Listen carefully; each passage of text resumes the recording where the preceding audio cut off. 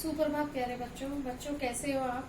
बेटे आपकी पाठ्य पुस्तक निकुंज से हमने पाठ 3 स्वावलंबन शुरू किया था। पहले मैंने आपको पाठ परिचय करवाया उसके बाद कल से हमने रीडिंग की थी, थोड़ा सा पाठ पढ़ा था। जिन बच्चों ने पुस्तक ले ली है वो देख सकते हैं पुस्तक में कि हमने कहाँ तक पढ़ा था। ठीक है बच्चों, आज हम उससे आगे का थोड़ा सा, ज्यादा नहीं, थोड़ा सा आगे का पढ़ेंगे। ठीक है बच्चों, स्वावलंबन मैंने क्या बताया था आपको। स्वावलंबन जो है वो 2 शब्दों से मिलकर बना है, स्व प्लस आलंबन। आइए देखिए, आपकी हिंदी की कक्षा में आपका स्वागत है बच्चों। देखिए ये मैंने यहाँ पर लिख करके रखा हुआ है, स्वावलंबन, स्व प्लस अवलंबन। स्व मतलब अपना, अवलंबन मतलब सहारा, यानी कि इसका एक बन सकता है कि अपना सहारा स्वयं बनना, यानी कि आत्मनिर्भरता, आत्मनिर्भर होना, अपना सहारा आप बनना। ऐसा व्यक्ति खुद भी प्रसन्न रहता है। मैंने आपको इससे संबंधित एक प्रश्न दिया था कि स्वावलंबन का अर्थ क्या है, उसका एक गुण लिखिए। उम्मीद है आपने वो कर लिया होगा। कल मैंने इससे संबंधित 2 आपको शब्द दिए थे और बोला था कि वाक्य प्रयोग करें, वो भी आपने कर लिया होगा। आज भी मैं आपको शब्दार्थ दूंगी और इससे संबंधित प्रश्न भी दूंगी, तो इसलिए मेरी इस वीडियो को ध्यान से सुने। ऐसा व्यक्ति, स्वावलंबी व्यक्ति कैसा व्यक्ति होता है? ऐसा व्यक्ति जो खुद भी प्रसन्न रहता है और दूसरों को भी खुशी देता है, और अपना काम तो वह स्वयं करता ही है। वह कभी भी क्या, दूसरों पर पराश्रित नहीं होता, दूसरों पर आश्रित नहीं होता। पराश्रित का मतलब मैंने आपको बताया था, दूसरों के अधीन रहना, यही सोचते रहना कि जब कोई आएगा तो वो हमें काम करवाएगा तभी हम करेंगे, नहीं तो नहीं करेंगे, हाथ पे हाथ रखकर बैठे रहना। ऐसे क्या होता है, पराश्रित नहीं, वह कभी पराश्रित नहीं होता। वह कौन? जो स्वावलंबी है, पराश्रित नहीं होता क्योंकि वह अपने काम स्वयं करता है। और तीसरा गुण है, निर्णय भी सफलता से ले लेता है। ठीक है, निर्णय अपने आप लेगा, क्योंकि जब वो सारा काम शुरू से लेकर अंत तक सारा काम स्वयं करेगा तो वो निर्णय भी अपने आप ले लेगा कि इस काम को मैं कैसे हल करूं और कब तक हल करूं और इसके बाद मुझे क्या फैसला लेना है। और कर्मवीर भी वो कहलाता है। क्या कहलाता है स्वावलंबी व्यक्ति? कर्मवीर कहलाता है। ठीक है बच्चों, उसके बाद ये सब मैंने विशेषताएं पहले से लिख करके रख ली हैं जिससे कि मैं आपको दिखा सकूं। ये देखिए, और उसके बाद स्वावलंबी व्यक्ति जो है वो आत्मनिर्भर बन गया, और जब वो आत्मनिर्भर बन जाएगा तो वही उसकी उन्नति का आधार है, वही उसकी उन्नति का आधार बन जाता है। और जब उसकी उन्नति का बेस एक तैयार हो जाता है, उसको लगता है कि अब तो मेरी उन्नति निश्चित है, तब उसके अंदर एक आत्मविश्वास आ जाता है। बच्चों मैं आपको बार बार यही समझाऊंगी, बेटा आप स्वावलंबी बनिए, अपना काम स्वयं करिए, किसी दूसरे पर आश्रित मत रहिए। ठीक है बच्चों, उसके बाद जो व्यक्ति कर्मवीर होते हैं वो समय का सदुपयोग करते हैं। आपके पाठ में है ये कि जो व्यक्ति कर्मवीर होते हैं वो क्या करते हैं, अपने समय का सदुपयोग करते हैं। और उसके बाद जो व्यक्ति जिस कार्य में पारंगत का मतलब होता है कुशल होना, यानी कि किसी की कुकिंग अच्छी होती है बेटा, किसी की पेंटिंग अच्छी होती है, और किसी की राइटिंग पोर्शन अच्छा होता है, वो खुद से कविताएं और सब लिख सकते हैं। ठीक है, उसी को कहते हैं पारंगत, यानी कि किसी एक चीज में कुशल होना। ठीक है, उस कार्य में वह अन्य लोगों की अपेक्षा अधिक उन्नति करता है। बिल्कुल, जो काम सभी मनुष्य कर रहे हैं लेकिन वो उसमें पारंगत नहीं है, वो एक व्यक्ति जो है, जिसने काम शुरू किया है वो पारंगत है, तो वो क्या होगा, अधिक अच्छी तरह से, दूसरों की अपेक्षा अच्छी तरह से उस कार्य को करेगा और उन्नति पालेगा। और स्वावलंबी व्यक्ति क्या होता है, उद्यमी होता है और परिश्रमी होता है। उद्यमी का मतलब भी परिश्रम होता है, मेहनत होता है, और परिश्रमी यानी कि मेहनती, दोनों का मतलब एक ही है। उद्यमी होता है और परिश्रमी होता है। इसके साथ साथ वो मानसिक और शारीरिक रूप से भी स्वस्थ होता है, क्योंकि देखिए बेटे, जो व्यक्ति अपना काम स्वयं करेगा, समय पर करेगा, कर्मवीर बन जाएगा, निर्णायक बन जाएगा, फैसला ले लेगा, यही सब पढ़ा ना हमने, आत्मनिर्भर बन जाएगा, आत्मविश्वास जाग जाएगा उसका, तो जाहिर सी बात है कि वो मानसिक और शारीरिक रूप पर भी स्वस्थ कहलाएगा। ठीक है। उसे क्या होगा, फिर जब वो दिनों दिन तरक्की करता जाएगा, शारीरिक तौर पर भी ठीक रहेगा, मानसिक तौर पर भी ठीक रहेगा, फैसले भी खुद लेगा, तो वो क्या करेगा, उन्नति पर उन्नति करेगा। और जब उन्नति मिलेगी, उसकी तरक्की होगी, तो जाहिर सी बात है कि उसके पास धन की कमी कभी नहीं होगी और वो अधिक से अधिक परिश्रम करता रहेगा और सफलता पाता रहेगा। बेटे इसीलिए कहा जाता है कि अपना काम स्वयं करने की आदत डालनी चाहिए। कभी ये नहीं सोचना चाहिए कि मेरा काम ये कर देगा या मेरा काम वो कर देगा। हमें हमेशा अपना काम स्वयं करना चाहिए। ये देखिए, उसके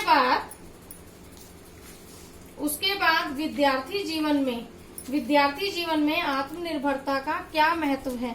बेटे जिस अवस्था में आप हैं, अगर आप अभी से ऐसी अपनी एक आदत बना लेंगे, नींव बना लेंगे कि हमें अभी ये काम करना है और हमें कल ये सारे काम करने हैं, ये काम करने हैं तो करने हैं, चाहे कुछ भी हो जाए।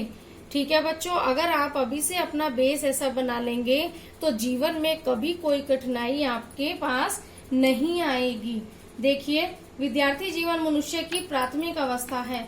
आपकी प्राथमिक अवस्था कौन सी है? विद्यार्थी जीवन। उससे पहले तो क्या, घर में आप हर तरह की चीजें खाते हैं, पीते हैं, सब काम करते हैं, शरारतें करते हैं, कोई कुछ नहीं कहता।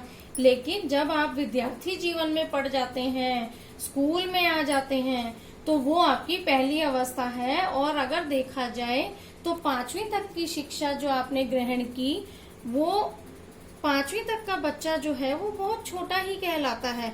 अब आप बड़े हो गए हैं, अब आप माध्यमिक में आ गए हैं, तो इस मिडल में आ गए हैं, तो अब आपको अपनी आदतें और भी बदलनी होंगी। विद्यार्थी जीवन मनुष्य की प्राथमिक अवस्था है। इसमें जैसी नींव पड़ जाती है, सारा जीवन उसी पर आधारित है। आपको लेट उठने की आदत है तो आपकी जीवन भर यही आदत बनी रहेगी कि आप जल्दी उठ ही नहीं पाएंगे, चाहकर भी नहीं उठ पाएंगे बेटे। इसीलिए मैं आपको समझा रही हूँ कि विद्यार्थी जीवन में आपको जो आदत एक बार पड़ गई वही पड़ती हुई चली जाती है। ठीक है। उसके बाद है, विद्यार्थियों को सारे कार्य स्वयं करने चाहिए। ये तो मैं आपको कल भी बताया, मैंने आपको परसों भी बताया, आज भी बता रही हूँ।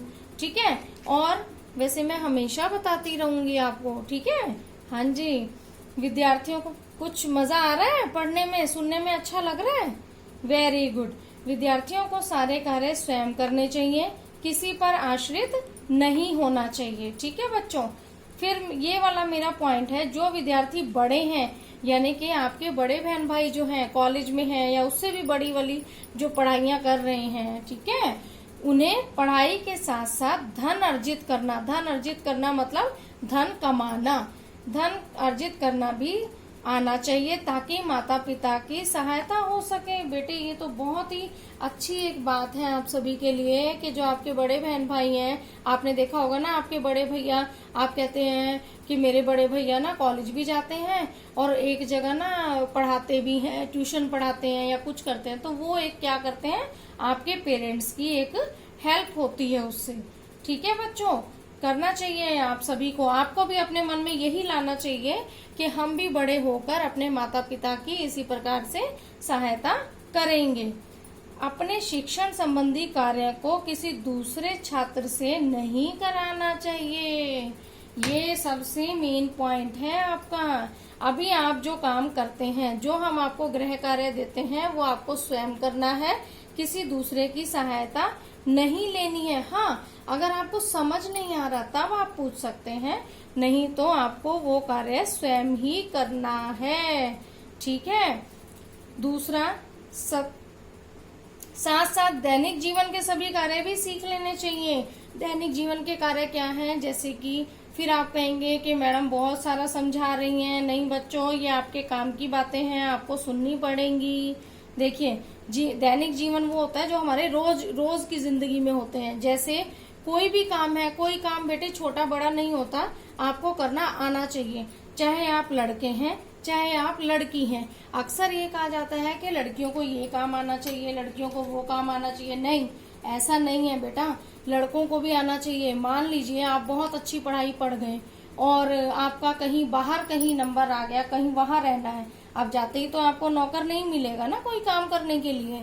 माना कि आप समृद्ध हैं, रख लेंगे, लेकिन उसके बाद क्या होगा, उसके बाद क्या होगा कि आपको काम तो खुद ही करने पड़ेंगे। इसलिए आप ये मत सोचिए कि मैं लड़का हूं तो मुझे नहीं सीखना है। सभी को काम सीखने चाहिए, क्योंकि जीवन के हर मोड़ पर ये सब कार्य काम आते हैं। जैसे कि छोटे छोटे काम, बर्तन धोना, थोड़ा सा सफाई करना, अपनी चीजें जगह पर रखना, ठीक है बच्चों, और अपना काम स्वयं करना।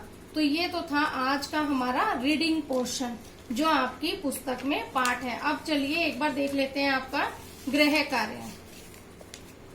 गृह कार्य में सबसे पहले बेटा मैंने थोड़ा सा मेरे से ये हो गया है कि मैंने शब्दार्थ नीचे दे दिए हैं, जबकि आपको पहले शब्दार्थ करने हैं। ये देखिए उन्नति, उन्नति का मतलब होता है तरक्की, और इसको लेकर आपने एक वाक्य बनाना है जिसमें उन्नति शब्द आए। चौथे पर है ये तीसरा, ये चौथा। कल मैंने 2 करवाए थे, इसलिए मैंने आज इनको 1 और 2 नंबर ना देकर 3 और 4 नंबर दिया। परिश्रमी यानी कि मेहनती, ये उन्नति और परिश्रमी से वाक्य बनाने हैं। ये दोनों शब्द आने चाहिए। प्रश्न उत्तर देखिए। प्रश्न 1 आपकी पाठ्य पुस्तक से ही है ये प्रश्न। कौन उन्नति की दौड़ में पीछे नहीं रहता और क्यों? जो व्यक्ति, कौन नहीं रहता बच्चों, आपको अच्छे से पता है कि जो अपना काम स्वयं करता है।